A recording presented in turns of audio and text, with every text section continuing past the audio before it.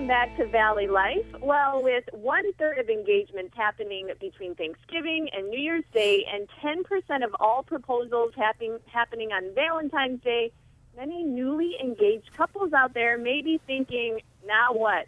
Host of My Fair Wedding and celebrity event planner David Tutera is here to help make planning your dream day a piece of cake. That sounds awesome. Good morning, David. Good morning. I know a piece of cake makes it sound so super easy, but it's so not easy.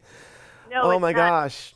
You know, what happens? Okay, so you're engaged. What's the biggest mistake that newly engaged brides make? Well, here's what happens, and I hope that many people are listening right now, because the ring slides on the finger and then the craziness begins, because brides and grooms, they try to do too much too fast. They don't take a deep breath and step back and think about, what do I want my wedding to look like? What can I afford?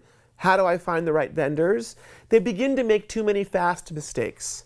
And unfortunately, with limited time and limited budgets, it really can result in not having your dream wedding. So I want every bride and groom that's planning their wedding to really think about the process, to think about things that maybe perhaps they didn't even think was in the wedding plans for their big day.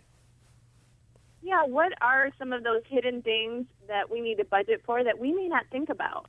Well, you know, the first thing that the brides do is they, of course, have to find that perfect dress. They want to look great on their wedding day. And I really want brides and grooms to understand that their smile is so important. The confidence that exudes when you smile and have the confidence of your smile is important. And I partnered with Invisalign because I began wearing it about a year ago for on camera, and no one knew I had it on. I wore it, it changed my smile, it changed my level of confidence on camera. That can happen for brides and grooms. Imagine they have the great dress, the perfect hair, the wonderful makeup, the wonderful shoes and jewelry, but they're not smiling as much as they could because they're not confident about it. They can change that in the detailing of the planning of their wedding if they choose to do this months in advance. It's even like when you're trying to find the shoes or the flowers or the cake, it takes time. Do not make fast decisions, because I want all brides and grooms to be happy with them. Well, your smile looks amazing, and I know that we all want to smile in the pictures. There's nothing worse than a sad bride.